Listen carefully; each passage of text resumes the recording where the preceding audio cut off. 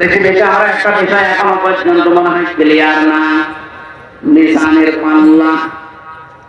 শোনেননি না? মিজানের পাল্লা নাম শুনেছে?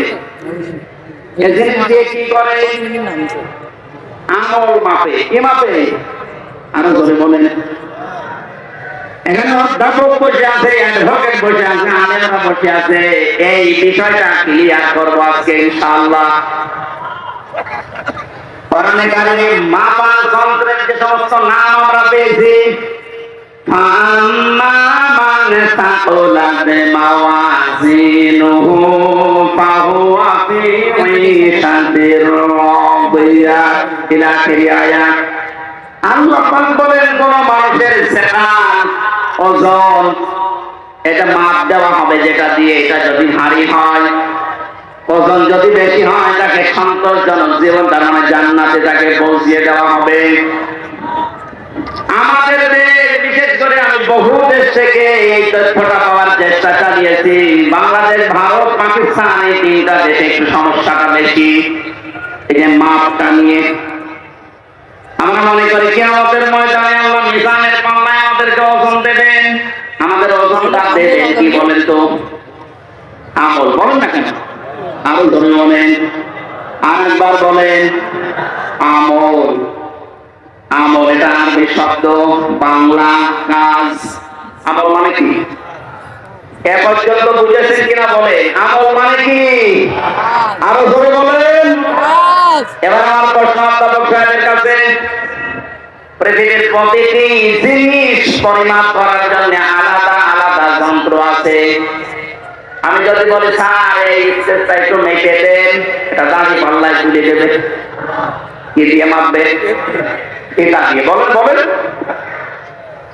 যদি এখন বলে যে 1 কেজি চাল মেপে দেন, ওটা ফিতা দিয়ে মাপবে। কি দিয়ে? বলেন। এই যে এখানে পানি আছে, এই পানি যদি ওনারে মাপতে দেয়, উনি ফিতা দিয়ে মাপবে। এটার জন্য লিটার আছে, সিসি আছে। কথা বলেন না কেন? দুনিয়ায় যত জিনিস দেখবেন, প্রতিটি জিনিস পরিমাপ করার জন্য আলাদা আলাদা যন্ত্র আছে।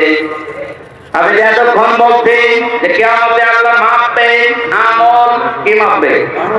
আমল মানে বলেন, কাজ মাপতে হয় দাড়ি পাল্লা দিয়ে, যে 5 কেজি কাজ।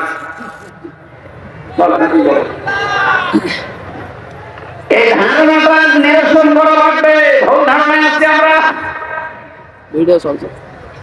এটা যদি আমার মনে হয় ক্লিয়ার হয়, অনেক বিষয় আপনার সামনে আজ স্পষ্ট হবে যে না, এগুলো আসলে ভ্রান্ত ধারণা ছিলাম।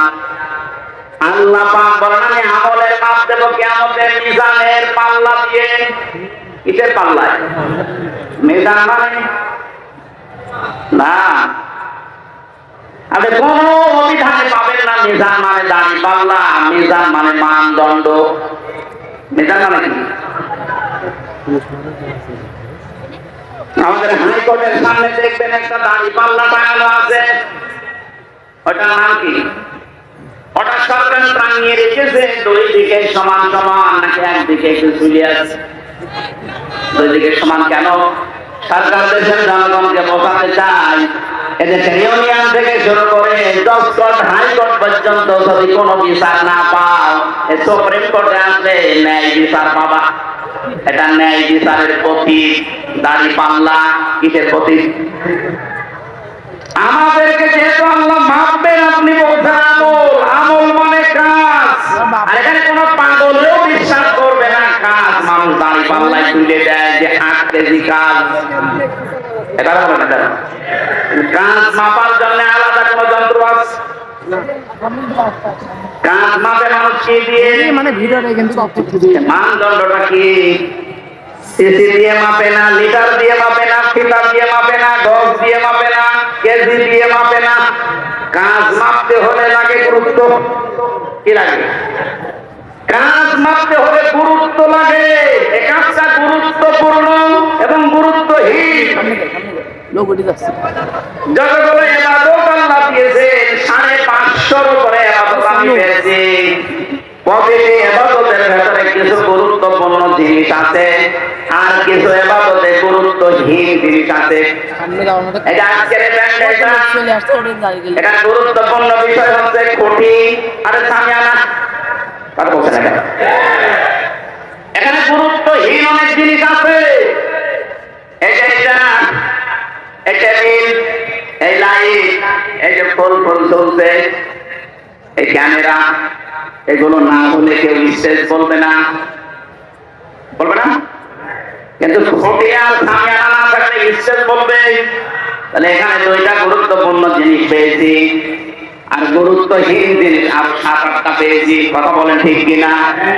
আল্লাহ পাক কোরআনে কারিমে যেগুলো গুরুত্বপূর্ণ দিয়েছেন ওগুলোর একটা যদি আপনি না মানেন, বিশ্বাস না করেন, গুরুত্বহীন যত কাজ করেছেন ওগুলো যদি দুনিয়া ভর্তি করা হয়, দাড়ি পাল্লা মানদণ্ড গুরুত্ব যাই ওজন করে সব শূন্য,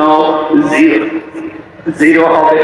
এবার উদাহরণ একটা একটা করে সেট করতে চাই, মেলে কিনা? আমরা যারা নামাজ পড়ি আসলাম, এটা নামাজের ভেতরে বাইরে মিলে ফরজ ছিল কয়টা? আরো ধরে 13টা ফরজের 12টা ফরজ অধ্যাপক শহীদুল ইসলাম আদায় করেছে, একটা আদায় করেনি। ওনার নামাজের সওয়াব হবে 12টা। কয়টা? 13টা ফরজের যদি একটা বাদ দিয়েছে, উনি যদি বলেন না আমি তো 12টা আদায় করেছি, অন্তত 12টা সওয়াব দেন, হবে? কি হবে? জিরো, শূন্য, কিচ্ছু হবে না। এটা যেমন মেনে নিলেন যে হ্যাঁ এটা ঠিক আছে, আপনার বাস্তবতার সাথে কিন্তু এটা মিলছিলেন না। আমি 12টা আদায় করলাম, একটা করি নাই, এবার 12টা সওয়াব দেন। আপনি এখানে জোর করতে পারবেন আল্লাহর সাথে? বলেন। কারণ গুরুত্বপূর্ণ জিনিস ছুটি না থাকলে এটা স্টেজ না, সামিয়ানা না থাকলে স্টেজ না। হ্যাঁ, ওয়াজিব আছে, যেটা যদি কেউ ভুল করে